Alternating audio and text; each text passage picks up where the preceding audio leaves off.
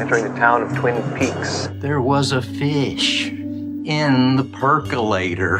A damn fine cup of coffee. You are witnessing a front three-quarter view of two adults sharing a tender moment. It is happening again. Take another look, Sonny. It's gonna happen again. What kind of fantastic trees have you got growing around here? I'm gonna turn it upside down. Sheriff, we got a lot to talk about. Sheriff, what the heck? What the heck is right? This is we've got a lot to talk about. All right. You twisted the normal intro and it was startling to me. What the heck? Season 2, episode 16. This is Welcome to Twin Peaks, Hannah's Twin Peaks Rewatch podcast. And I said the name of the number of the episode. Holy hell, bro. I'm all Brother, over the place. This is Welcome to Twin Peaks, where I, Hannah, am watching Twin Peaks for the first time, along with Matt, my sidekick, who is watching the show for the second time. No, we're parallel. Oh, yeah. Parallel chain of command here. Yeah, we're in different bureaus. Yes, exactly. You're a special agent. You're a sheriff. I'm a sheriff, so it's just not comparable, honestly. Either way, what I was saying was we're season 2, episode 16 of Twin Peaks. Name of the episode, The Condemned Woman. Written by Tricia Brock. Directed by Lesli Linka Glatter. We've heard that name a bunch. She's been all over. And this aired on February 16th, 1991, which was a Saturday. I looked this up finally. To 7.8 million viewers compared to last week's 8.2 million. Okay, not a drop, but not like the most dramatic. Yeah. Now, I need you to not look at my notes because there's some secret stuff in here that's going to make you laugh. Yeah, okay. So the next episode we're covering is season 2, episode 17. We'll be covering both. You know, we do 2 episodes around here where we'll be covering the name. It's called Wounds and Scars, written by Barry Pullman. We've heard that a bunch, and directed by James Foley. Now, that name might sound familiar to you, James Foley. He's directed all kinds of TV. Nope. A couple feature films. Most notably, his last 2 feature films were of a specific franchise that I know we've all enjoyed. And that would be, he directed both 50 Shades Darker and 50 Shades Freed. Wow. Incredible. Cinema, I thought if you would. will. I thought you would. In Perfect Stranger or something, Perfect Neighbor. I don't know. But either way, those were cracking me up when I saw that he directed I'm these. looking this man up. James what Foley. is the rest of his career? That's mostly like? nothing too crazy. Some TV, typical. All right, Hannah does not know how to use Wikipedia. Go to Wiki. Oh wow, that's not even director. Yeah. Type in director. Yeah, the Google journalist this busted came up. now. There you go. Fear. Yeah. Perfect Stranger. The Chamber, whatever that is. I don't even know if that's his. You can't look at it like that because that's AI. You got to go to his actual Wikipedia. Okay, jeez Louise. You do not know how to Google. There you go. Oh, he passed away last year Yeah, he from did. brain cancer. Yes. That's real tough. House of Cards. I saw that. Hannibal. A couple different shows. He only directed 1 episode of Twin Peaks ever. Yeah, that makes sense. 12 of House of Cards. Yep. I hope that was during the good era of House of Cards. I think it was. All right. Well, so here's what's fun, though, is this aired on March 28th, 1991, which was many weeks after. And by many, I mean like 2. Okay. You know? No, I know. It was about a month plus. Yeah, no, Sorry, I can't do math. Yeah, you're bad at math. I wasn't looking at your notes, but then when I looked at the date, Yeah, I was like, that's wrong. Oh, but and that was to 9.2 million compared to the 7.8. So that's how big of a difference the Thursday changed. They also did a ton of marketing to be like Twin Peaks back on Thursday. Yeah. I've seen some of the marketing with Kyle MacLachlan. Yeah, I mean, you should not be airing your new show on a Saturday night. Yes, that it's is not just great. ridiculous. And Sunday night's big. That's how it started. Mm-hmm. Saturday night's like not a good night, at least nowadays. So I can't imagine it was ever good. We got a nice bump though, up to 9.2 because of that. Good. All right, I'm gonna quickly go through our plot descriptions and then we can get into our normal hubbub. Okay. Sound good? Okay, so in episode 16, Earl's message for Cooper taunts him to make his move in a deadly chess game. Albert presents ballistic evidence that confirms Josie shot Cooper and murdered Jonathan, which Truman overhears. Ben enlists the help of his business associate John Justice Wheeler to foil Catherine's plan for the Ghostwood Estate development, and together with Audrey and Jerry, they formulate a plan to stage a protest over the disruption posed to the natural habitat of the endangered pine weasel by the development. Catherine coerces Josie to meet with Eckert, which Josie realizes will lead to her imminent return to Hong Kong. Angel reveals himself to Eckert, warning him that Josie is dangerous. This is all kind of a setup, though. The torn fragments of Earl's poem, delivered to Shelley, Audrey, and Donna, contain an invitation to meet at the Roadhouse. The three of them go there and realize that someone has arranged their meeting. Disguised, Earl watches, but doesn't introduce himself to them. Cooper and Truman ambush Josie at the Great Northern, where she has fatally shot Eckert before she dies of an unexplained cause. At that moment, a vision of Bob taunts Cooper, followed by the dwarf from Cooper's dream dancing on the bed where Josie had just died. Josie's face then appears trapped in the wooden knob on a drawer in the room. That's how that episode ends. Hence the condemned woman. Episode 17. Truman mourns Josie by just drinking a lot, leaving Cooper and Hawk to take over sheriff duties. Norma's half-sister Annie Blackburn arrives in Twin Peaks after having a run away from a convent, although Hanna and I think this might be code for an inpatient therapy facility. I don't remember if we get an answer to that. Well, she has a scar. She has a scar, and the way she kind of talks about it. That kind of implied it wasn't a convent. Which I didn't catch before, so I'll be interested to see if they talk about that later. The log lady is transfixed by Major Bregg's scars, telling Cooper that as a girl, she disappeared for a day without realizing it. She just walked off and all of a sudden a day had passed and returned with similar scars on her leg.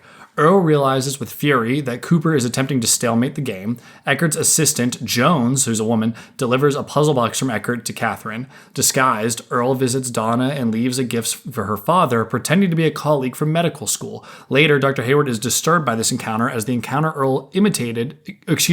colleague Earl imitated drowned several years earlier, and the gift is a chess piece intended for Cooper. Also, the address which he had was from the cemetery where the guy was buried. It was messed up. Yeah, that's fun. Audrey and Dick organize a fashion show to promote the Stop Ghostwood campaign. A live pine weasel runs amok, ruining the event. When Truman rests, Jones, whoa, that's a Freudian slip. Jones breaks in, incapacitates the officer looking after him, and joins him in bed, and then it cuts. Yeah. That real is the weird whole ending. episode. Yeah. These are two very weird episodes, but I really like the trajectory of the show currently, as we kind of, go back up from what people believe was the valley. Yeah. It is that more interesting trajectory now. I would say right away, like wrapping up, I think a lot of the Josie plot was really compelling for me. And I enjoyed it. I also feel like it was about damn time. Yeah, we found out she was the one that shot Cooper, which you predicted early. So proud of you for that. You did a good job. And it was sad. I like to see Harry change, and it's sad to see him in the state he's in. I thought wrapping up this whole Eckert-Andrew thing is interesting, and it kind of allows the whole Catherine-Ben competition to happen now. And honestly, like, Josie's death also has led to the resurgence of Bob and the Man from Another Place entities, which was like pretty shocking. Okay, yeah, go ahead. Let's have you talk. Oh, it was going to come up for me later. That's one of my questions, I guess. It's just like the vision of Bob and the Man from Another Place. Like, what's the significance to Josie's death specifically? So, like, we know that Bob is the evil that men do, and then Bob, or at least that's like what is discussed as like the theory up to this point. The most succinct, clearly stated theory of what that means, right? Bob is also an entity, though. I know that. It's like a combo, but yeah. Yeah, obviously Bob is an entity. And Mike was an entity. Yes, yeah. Yes, that's not contradictory to what I was trying to say. So I'm trying to like put that together with what happened, and like men specifically, is that meaning people or man when they theorized that? Like people in general, man as a species, because in that case, like Josie is a pretty solid representation of the evil that we can accidentally fall into or turn to. And I don't think that she's like to her core a really terrible person, but was put in really bad circumstances and definitely manipulated because she was vulnerable, but then did really terrible things. Can I put forward a theory that I don't think is a spoiler? Okay.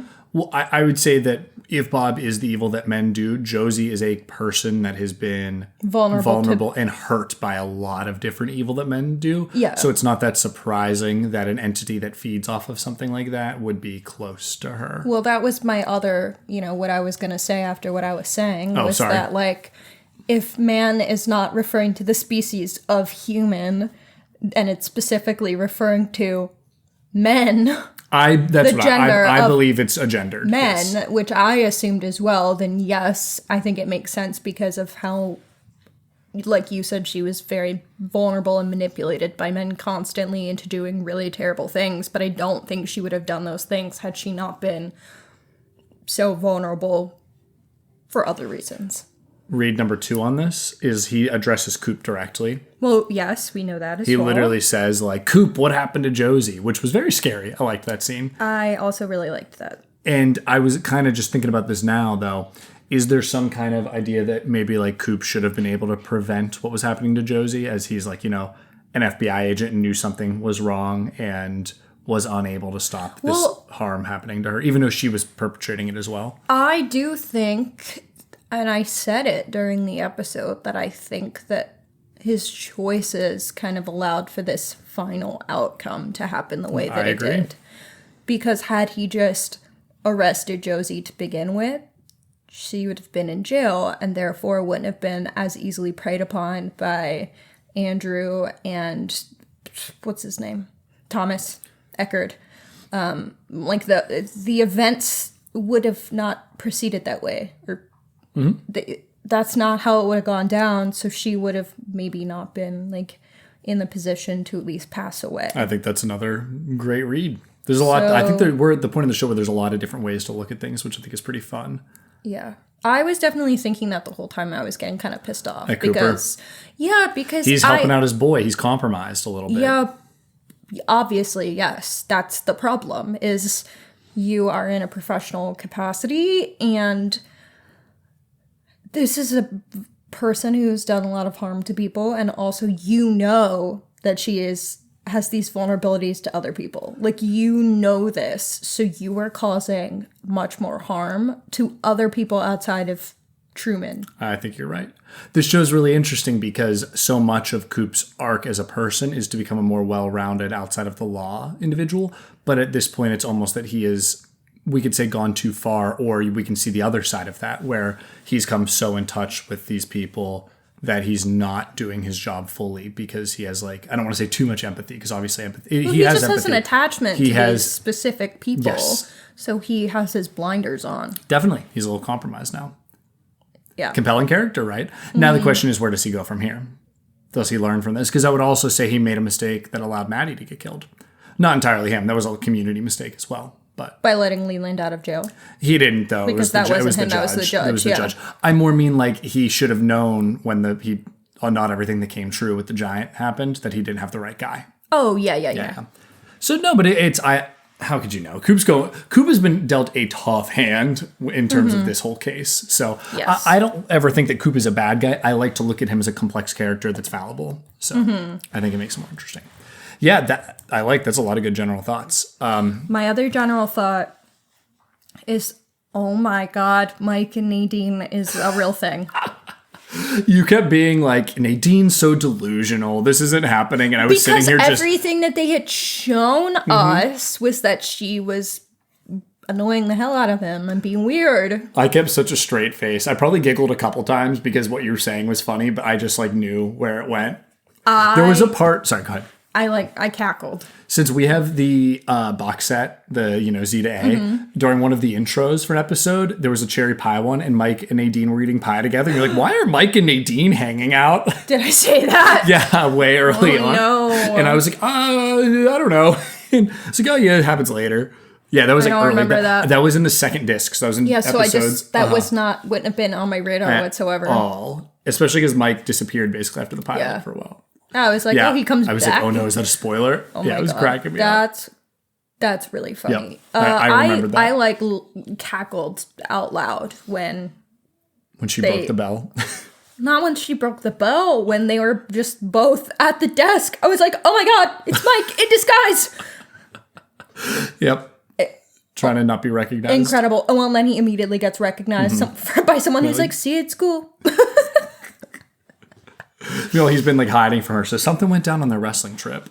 Yeah, bro. Well, she does say that. Yep. She did tell Big Ed that something went down on that trip. Yeah, he just thinks it's all like not true though. Yeah, That's like me. Cracks me up. Yep. All right. Any other things you got for general thoughts? No. All right. Well, I have one. I just wrote Wyndham Earl is scary.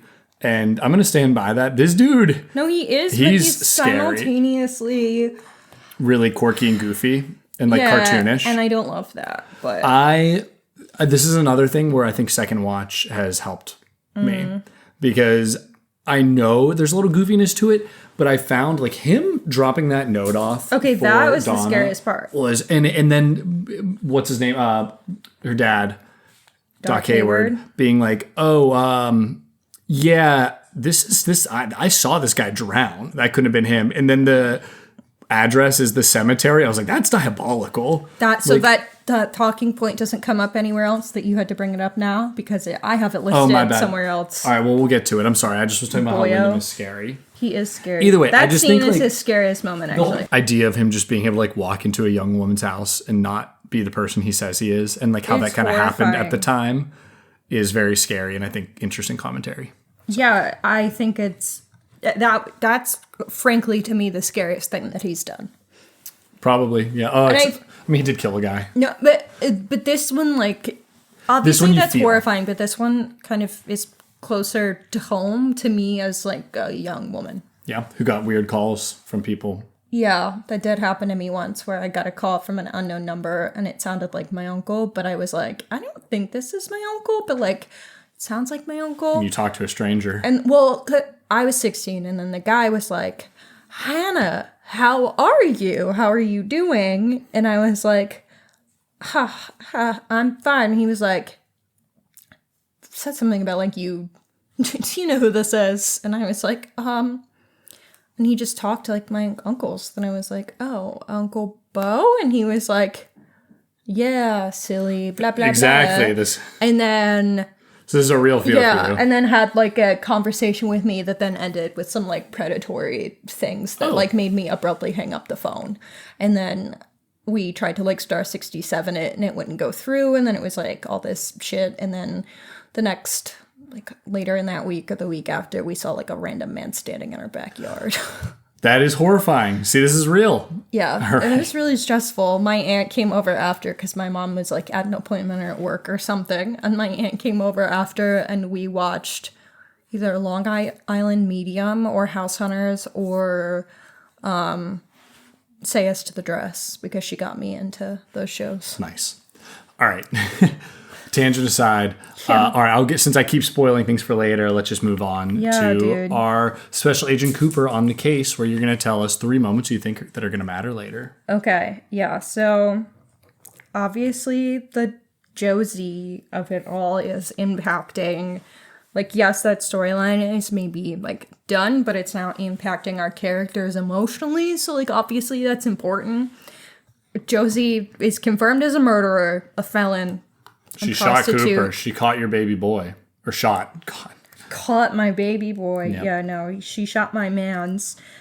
But she then dies, and then we see Bob again. Like, all of that, I think, is linked, obviously, and horrifying. So that would be number 1. Number 2 is Briggs and the Log Lady revealing their discovery. So, Briggs and the Log Lady share that they both have these scars, tattoos, whatever. In my head, I kept saying tattoos, but like, it's a scar, I guess.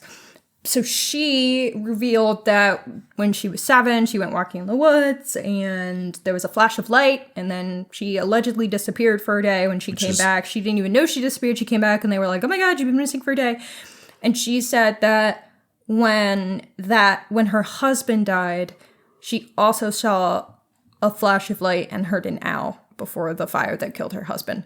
So this is revealed, and then we see her marking, which is different than Briggs's. Hers looks like mountain peaks versus his looks like the nuclear symbol. It looks like 2 identical peaks, Twin Peaks, if you will. Whoa, if you will. So that obviously big clues. And then finally, I guess Wyndham Earl gets his letters out to the women of Twin Peaks and is spying on them, and we don't necessarily know where that's going. It's a lot. He's a creep. Yes. And he wants to hurt Cooper, so he probably knows hurting the people of Twin Peaks would help him with that. Yeah. He knows this man like the back of his hand, it seems. I wanted to comment on the log lady thing. It's really interesting that both her and Briggs had the same experience, the flash of light, the owl. So they most likely went to the same place, which we were assuming at this point might be the White Lodge, which would mean they probably went through the Black Lodge to get there. Yeah. Or they went somewhere else. Who knows? I'm still thinking White Lodge, but I think it's interesting that the same thing happened before her husband died. Yes. Well, and because of that, I did look up the symbolism of owls, so... Because I finally was like, why haven't I looked this up to see if, like, that... Okay. If what is happening in Twin Peaks with the owls is related to, like, owl symbolism in other cultures Oh, and yeah, things. yeah. I've never done that either. So tell me about some owls. Okay. So...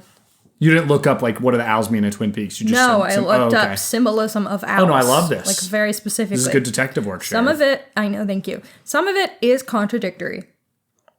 So, one thing said they are protective guardians to harbingers of death, mystery, and bad luck.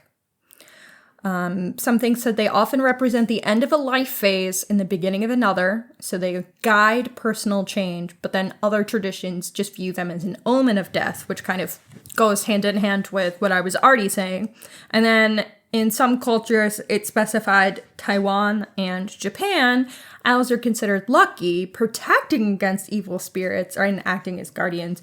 So those things kind of contradict, like they're an omen of death or they're good luck. Those are very different things. So that doesn't really help me like almost at all, because I was kind of viewing owls as sinister, right? Because we see an owl when we're thinking about Bob and stuff, and also I'm scared of birds, so like my natural instinct is to be like, bird, bad. And I think what we normally think of owls are as wisdom, that obviously didn't like seemingly apply. So I don't think this like necessarily helps me kind of figure out why we're hearing owl sounds, but I do think it would make sense if it's like calling like this change. I mean, like it, you know, if they're harbingers of death and they represent an end of life phase, it would make sense to hear them before you go somewhere where you go and you die, or happening right before you die. Yeah. I think this is really interesting because I haven't done it before, and I think there's like a create install of these a little bit, which is kind of interesting. Yeah. But I to be honest, I don't know if you ever get like a full on exact answer of what the owls are. I think I have an idea. Well, owls question mark has been on my list for quite a while, so I finally was like, you know what, I'm gonna look up fucking owls. I do still see them as a little sinister. They're definitely scary. Yeah. Especially when Bob's face gets placed over an owl. That's the thing, is like, that is which very kind of fits sinister. What was the one there? Mystery and bad luck kind of all go together, and death. Yes. So I don't think it's the part where they're considered lucky and protective against evil spirits. That kind of doesn't track for me. Yeah. So yeah, I do think it's... Oh, that was omen fun. Of death or representative. Let's hold on to those change so when we get more phase. answers, we can go back to it. Yep, it's in my notes. So let's move on to some vibe checks. Yes. Okay, well, I'm gonna let you go first. We do have some new characters. Did you put any of the new characters in? Yeah, I put John Justice Wheeler. John. Okay. Well, Billy Zane. Jack is. They call him Jack also. Oh, okay. Well, that's why I wrote his name is John Justice Wheeler. Okay. Well, Jack, John, Billy Zane. Yeah. I was trying to give him a number, and I'm really struggling because if I just kind of take in what he's putting out, it's above a 5, but maybe like a 7 or something. He's suave as hell, but then I'm like, is he too suave? Like, maybe he's too suave. Maybe he's too hot. You've also been taught that suave, like, convincing men are dangerous in this world. Yes. And he feels dangerous to me, especially because he's connected to Ben, and any friend of Ben is sus as fuck. Which, like, Audrey basically acknowledges to him. There's a difference, though, that, like, he was a kid and that Ben basically gave him a loan to get, or a pittance, as he said, to start his business. And now he's way more successful than Ben, so he's calling in a favor. But then it also is, like, could be this level of, like, manipulation that has happened there, and I just don't know. Mm-hmm. So I am back to a question mark.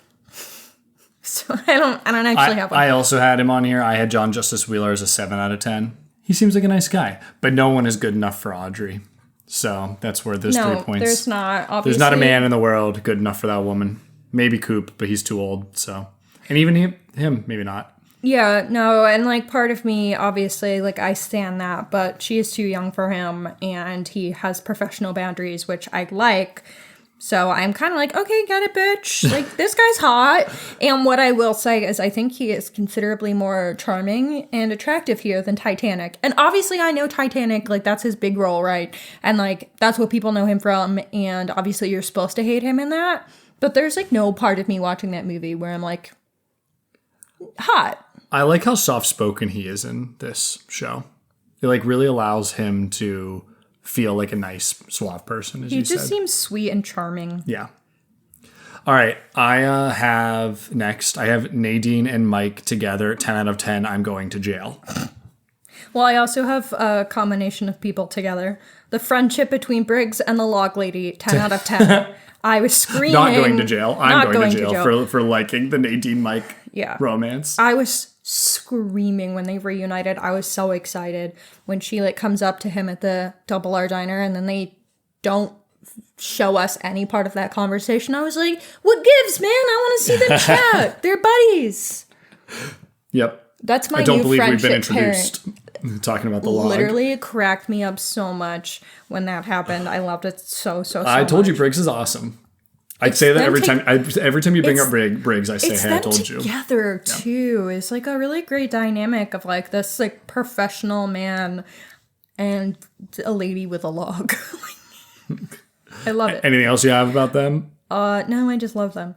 And then the other person that I had was Norma, who I realized I've probably never given a vibe check for. I don't think I have either. And she's sweet and awesome. I'm going to give her a 9 out of 10. Sweet, precious bean. And I particularly love her in this episode because she stands up to Hank. Do you have that quote later, or can I talk about it now? I have that quote later. Okay, I'll wait.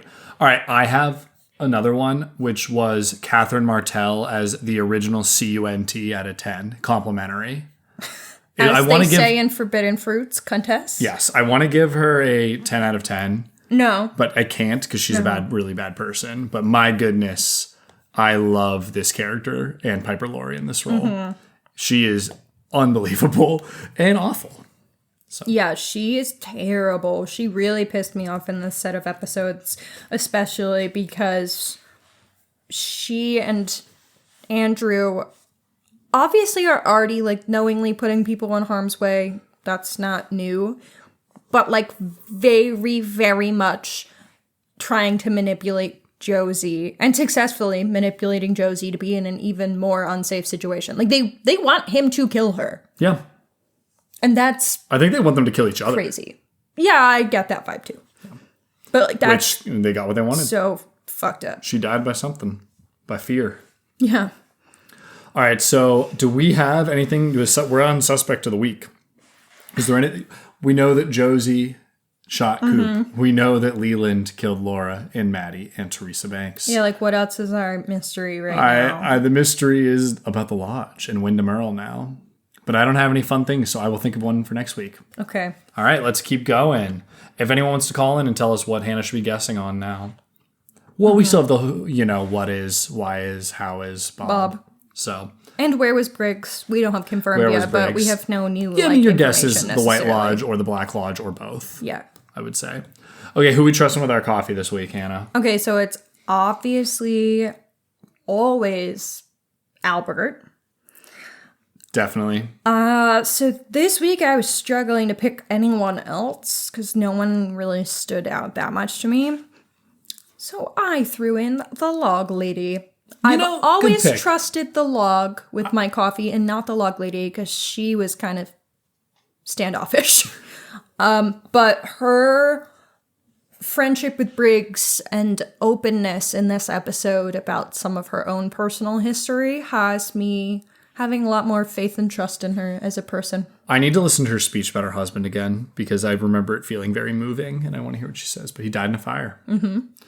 So something happened to her then as well. And it kind of, I don't know if she was the log lady prior to her husband's death or if this was a post-husband death thing. I kind of get the vibe it would be a post-husband death thing. I feel like she was probably just a normal lady. And I don't know. We know Josie gets stuck in the knob, and I know there's a lot with trees. Ghostwood, trees. What kind of fantastic trees do you have here? All of this. And now we have Josie stuck in a piece of wood, possibly, as her spirit is there. And I think there's also been implication, we said before, that the log lady's husband is in her log. And I think this kind of gives credence, that the whole Josie thing gives credence to that, which is an interesting read as well. Yeah. And now, like, trees kind of give you a whole new meaning. And Cooper asking about them now changes everything, if you look back on that. Actually, again, I've said before, even the name Ghostwood. Yeah, you just said And that. Yeah. I know, the owls, everything there. I did want to add that... the what's it called? Satellites being shot into the forest in Twin Peaks. Yeah. Yeah. I also wanted to add, this is not something I would trust with my coffee at all, but I think I finally decided that maybe Dick Tremaine could come to coffee once.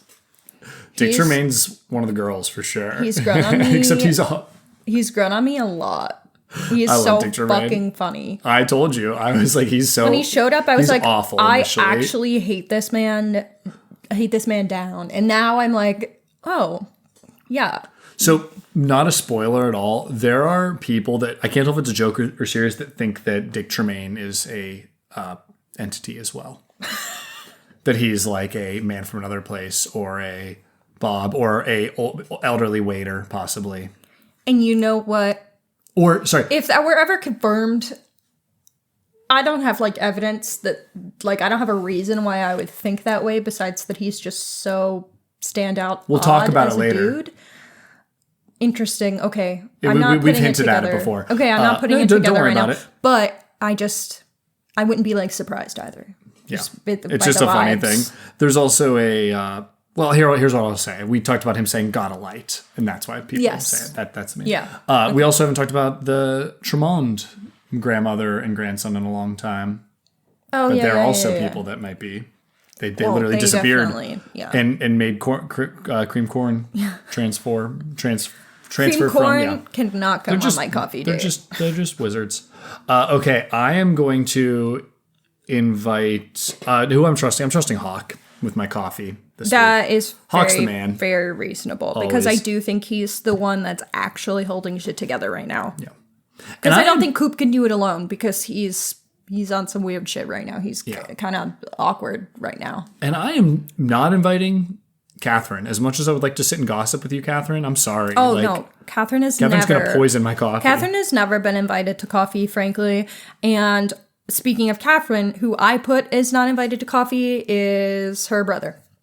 Andrew. Andrew is not we have two Andrews. Is not coming Reasonable. on the coffee date. That guy's scary. He is sinister and he's fucked up. There's and a lot of scary people. Catherine was trying to put Josie in a more vulnerable situation. Trying to send her back to Hong kill Kong. Her. I also put Window Merle Yeah. All right, let's talk about best performance this episode, or these two episodes. You got one? No one stood out to me as particularly strong compared to anybody else. Okay, I have one. Okay. Well, I wanted to say Piper Laurie, but I did say her last time because she's always great. I thought Jack Nance got a lot to do this episode, at least with facial expressions and just he always the has goofy really things, great facial expressions. Especially when it came to interacting with Catherine and Andrew, like him making Andrew the face with the breakfast, and Andrew, funny as Catherine fuck. going, "You two bring out the worst in each other." That was so funny. I should have put that under my cherry pie. Well, it makes you kind of consider why she's with him in the first place. Well, even why? Andrew said that was like, I thought that your this hard exterior would melt away over the years, and it's like, well, you've just gotten worse. Yeah, but And it's I like think Pete's such a nice guy, and I think it makes sense why he ended up somehow being a part of this family. It's Definitely, he fits in with someone. Yeah, it's not his wife, but with his brother-in-law. I'll talk about this in Dying to Discuss. There was another actor I want to talk about, but we'll get there. Okay, let's talk Cozy versus a Nightmare. You got a cherry pie moment for us? Okay, I have definitely a couple. I have a handful. Mike and Nadine. Yeah, I also was going to write that, and I was like, I'm going to jail. Yeah, I thought that was so funny. Not cozy, but funny as hell. It's so funny. Okay. You know what? It's best for Nadine. It's best for Ed and Norma. So, and probably apparently best for Mike too. Allegedly. Yeah, I hope he's 18, but, other than that. She thinks she's in high school, so it's not good, but at least she's cognitively thinks she's in high school and isn't like being deliberately predatory. So, we'll just leave that there. Okay, so clear number one is Norma standing up to Hank so she can finally be with her boy Ed. She says, I'd rather be his whore than your wife. Which was stolen for a Billy Zane movie in Titanic. Well, because I heard the quote and I was where is this from? Bars. And so I was like, Matt, I've heard this before. And we were like, I don't think it's been said in the show before. So Matt looked it up. And I'd heard it before because I've watched Titanic a million times in my lifetime. And it's in there. It's there. That she says to Billy Zane. The exact words. And I have to say, there were a lot of bars throughout this whole couple episodes. And that was one that I was like, oh my goodness. Well, speaking of some other bars, not actually bars, just like a really funny throwaway line that is a cozy moment for me is Ben having to leave because, quote, the chef just tried to stab Jerry. Sounds about right. You're giggling about it now. I didn't even hear it properly, and I was like, wait, what did you just say? And then Matt said it to me, and then I was just like laughing to myself. He just gets up like this is a normal occurrence. So funny. When was the last time you had Ben and Jerry under a cherry pie moment? It's disgusting of you. Well, you didn't even do a Ben Horn Shit Talk Corner today. No, because he's in a weird spot right now, and I don't have as much shit to talk Interesting. right now. This show does interesting things with a horrible person that should go to jail. But I think he's terrible, but he hasn't, assaulted any underage women in this one, so, He's turned a new leaf, he said. Yeah, we'll see about that. The last thing I said is Dick Tremaine, 1, getting his bestie, Andrew, to model for him, and 2, getting bitten by the weasel.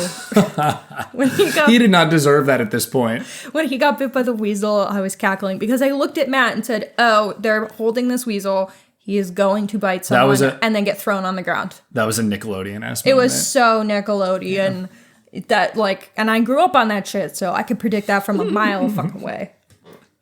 All right, my cherry pie moment was Ed proposed to Norma in a really sweet and amazing way. They've earned this, It was so casual that I was like, no, she deserves a better moment. I think but I think it fits. It fits because of he missed out on his moment, 20 years ago, whatever it is. Yeah. 15 so years it's ago. just kind of like, I want to just get this started now. Yeah, I want our real future to start now as soon as possible. Yeah. I really liked Cooper bringing Truman back from the brink, hugging him with the gun and being like, you know what would be a good idea if you handed me your gun and takes it. And I enjoyed that. Were there any other quotes? I know that I had you write down a quote and I can't remember it. Not for this, maybe for later. No? If you told me to, you probably should have brought it up before we started recording. Because I do write down quotes, but I don't know what you're talking about whatsoever. It's fine. I just remember there were a lot of bars, and that was one that stood out. Okay, I don't have any moments in between this time, so do you? I think you could maybe consider the chef just tried to stab Jerry. There's something in between. No, that's cherry pie. All right, if you don't have any, then what's your Black Lodge moments? Okay, I have a bunch. Again, Harry's grief. Yikes. That whole episode, any Harry moment is really tough. It's really sad. Especially because he's been so stable throughout the show. Well, I've kind of not had my full trust in him for a while because of Josie. Yes. And so I wouldn't emotionally stable for the most part, maybe, but he's not stable in a trusting way, I guess. Yeah. Because he does have that piece of him that has that vulnerability to her is not. Oh, I know what it was. They said something to him where she was like, I don't know how Josie. Oh, it was like, I don't know how he feels about your heart, but you have his it locked up or something. I forget what they said. I did not write that down. Oh, it was really good. And now I'm butchering it. Well, people will remember. I didn't have that written down. His heart belongs to you or something was how it went. Real tough. And it was really, yeah, Cooper said that to her. It was he was defending his boy. Yeah. Okay. That's it. Yeah. What I did write when Truman was talking to her was her saying he tried to kill me, and he says, "Is that what you'd say about me?" Oh that my was God. bars. Yep. That was incredible. Yeah. And then right away, like right after that is when Truman comes in with his gun pointed at Josie. And I was really proud of him because I didn't think that he would have the balls to point a gun at his woman. Since he is so like fragile towards her. I thought that was actually like a huge moment of growth for him from how he's been behaving in regards to her. Any some other Black Lodge moments? Bob reappearing, obviously. I like froze and just like locked in so hard. Mm-hmm. And then Doc Hayward revealing that his roommate that Wyndham posed as drowned in front of him was like a really horrifying reveal. That was... I really liked that whole scene. That was, again, really makes Wyndham. Wyndham is cartoonish, but then he does something like that, and you're like, feel like, oh no, he's in complete control. Mm-hmm. And it's freaky. Yeah, that was really tough. I had Josie in the doorknob, in the knob. Yeah, I think that's valid. Which, I think some people say it's goofy, and I don't know what happened, and it is goofy. But I think that the first time I remember watching, that was one of those moments that really caught me off guard. And it's the whole Bob... and then the man from another place catches you off guard. Like when that hand comes back up over the bed, we haven't seen him in 10 plus episodes. No, that's why it's so startling is we haven't seen him. He's already unsettling as a entity, as a person. Like his image itself is unsettling. Knowing what he like maybe is a stand-in for makes him unsettling as well. Mm-hmm. And the fact that we have not seen him in a while, the combination of those things makes his reappearance really unsettling. And then it to follow with her being... The imagery of like being maybe trapped in this doorknob of her like trying to push out and not being able to get out is objectively kind of horrifying, even if it might look silly to someone. Yes, and it's like whatever happened to her was worse than death is like the way I see it, especially that she just died and they don't know why. Well, that's also really tough, and I need to know why, and I'm scared to ask if we get like an actual answer to that. I just think it's so interesting that they do reveal that the autopsy showed that she weighed 65 pounds. That was a Black Lodge moment too. Her weighing, she's weighed 65 pounds. Because obviously she didn't. So what does that even mean? What we see. So what does that mean? Part of me was like, was like there's some energy on her that is like left, and that's why her like vessel of herself weighs less. Like, is it because her spirit's not in her body anymore? Is it because another spirit's not in her body anymore?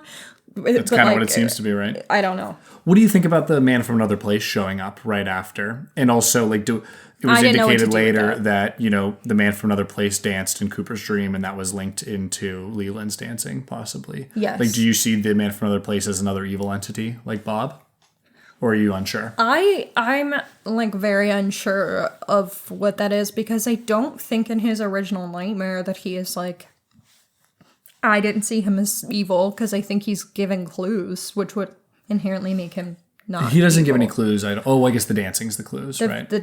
The dancing itself is a clue, and the doesn't gum. She look exactly like the gum? Like he is giving active clues in that dream, so I didn't think that meant like. But he is around dark. Bob, so it's like this weird. Yeah, and like we know the giant is a good entity. I would say that's clear, right? Because the giant really shows up. Yes, helps. Yeah. So I don't really know what to do with that. Besides, it's just some other entity from White or Black Lodge that I don't know. Yeah. But yeah, I did not like him showing up. I don't want to see that guy dancing no more.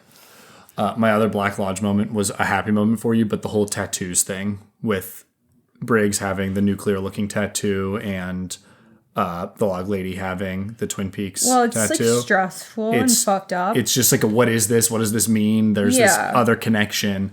No, and I'm not saying like the existence I know of you like them together. The tattoo is obviously not the cute part. The cute part is that they have a bonding. I just felt like that was another moment of like the otherworldliness of all of this that kind of like gets under my skin. So yeah. Okay, anything dying to discuss? I have one thing.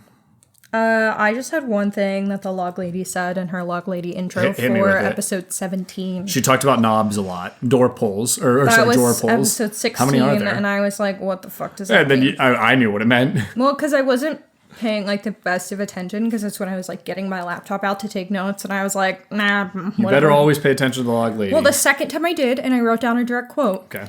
If you hurt someone, don't wait another day before making things right. The world could break apart with sadness in the meantime. Oh, that's a bars. Yeah, I thought that was like really emotionally resonant. And that's in reference to like something- multiple things throughout the episode. Yeah. Like Cooper Truman a little bit, Truman Josie. There's a lot. Like And I think about that, James and Donna.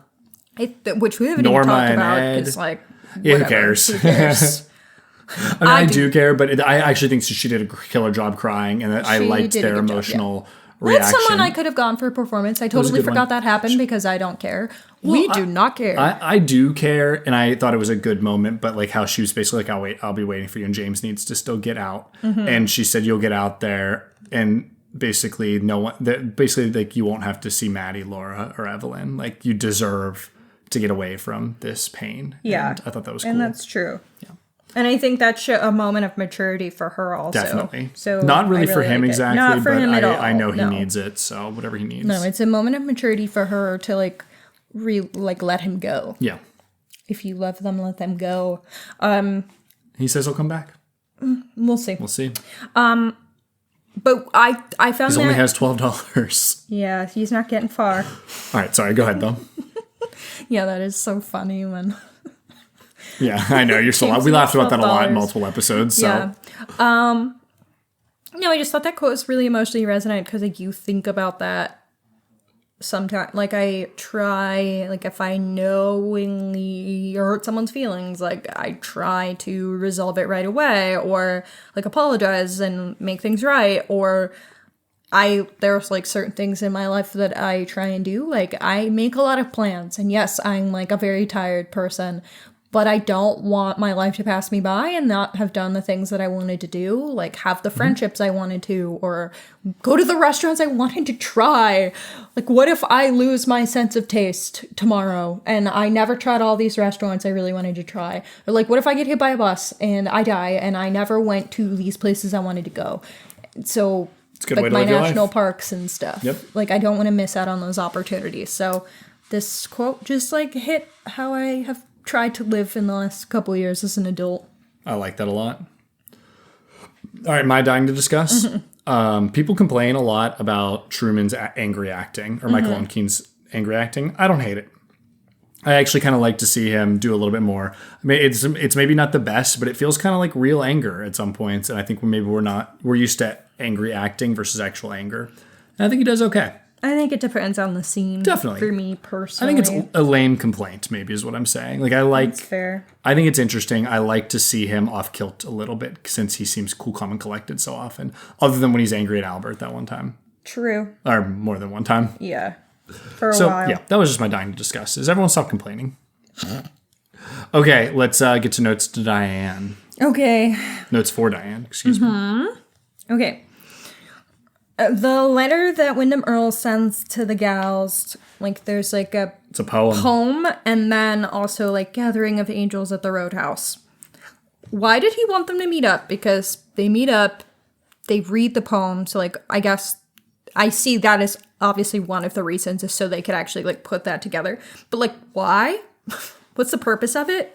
And what does the poem mean? Because I didn't write it down, so I haven't processed a goddamn word of that shit. Did Titanic knowingly steal the line, "I'd rather be his whore than your wife"? What actually killed Josie? The vision of Bob and Man from the Other Place. What's this significance to Josie's death, which obviously we talked about quite a bit.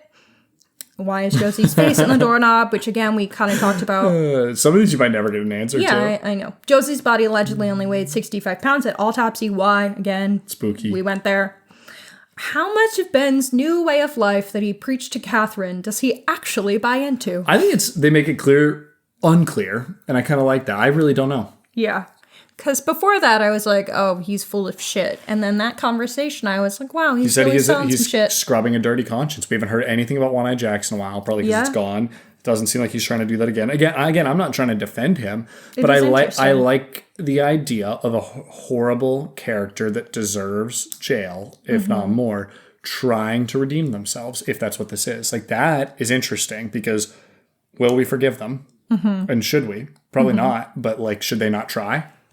It's just, sorry, the rambling, but I think it's an interesting thing to do in a show. It's kind of brave. I don't know if that's the right word. Brave of the filmmakers, because it's odd and it's hard to do. So Yeah. And then I have, how does Log Lady's husband's death tie into her and Briggs's disappearance? 'Cause she heard the owl right before those things.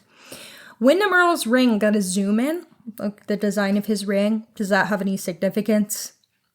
Pete says he has to give up 6 pieces. Who will Wyndham Earl kill for those 6 pieces?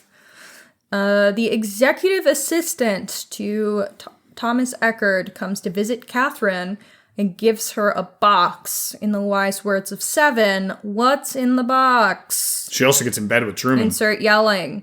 Then I also had, why is Eckerd's babe getting into Harry's bed? Oh, there you go. And finally, why is Ben talking to Donna's mom? Hold on to that one. Interesting. That one's really interesting. Okay. And I know all of these can be held on to. You're probably going to ask them again. But that one, I want you to keep. I try not to repeat questions if I've already asked it and we haven't moved something it together. along, but Yeah. okay. That's a fun one to keep, though. So All of these other ones are like, you'll probably have to think about. And like, we might have to come up with our own conclusions. But some we might get answers. But okay. All right, let's go through what you still have.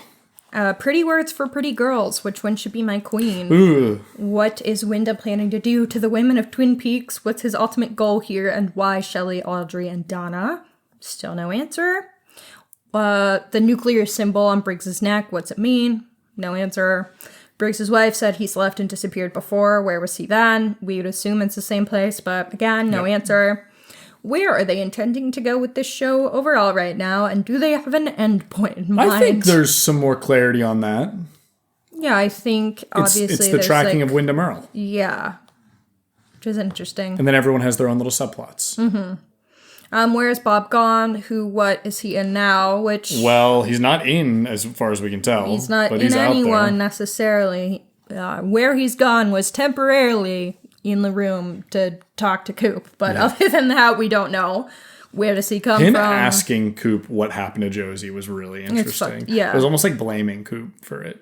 Yeah, like taunting him. Yeah. And it's like, did the entities just take her and lock her away in the log? Was she that vulnerable that they could just do that? Yeah. Like, that's interesting. So I do not know. And then how long have Laura and her mother had dreams? We haven't seen Sarah in forever. Owls, question mark. Sarah will be back at some point. And then is Lucy's baby Andy's? Every time. So no answers to really any of those. Oh, yeah. I think you're right. All right, let's do some ratings. They're both lukewarm lattes to Oh, me. interesting. I had the first one as damn fine and the second one as lukewarm. I think I really enjoyed the whole Josie plot wrapping up, and I thought it was pretty interesting. I do like the end of that episode, and I would say that the Josie stuff is fine. It might just be a fine cup. But overall, I thought that was an interesting episode. Yeah. Yeah.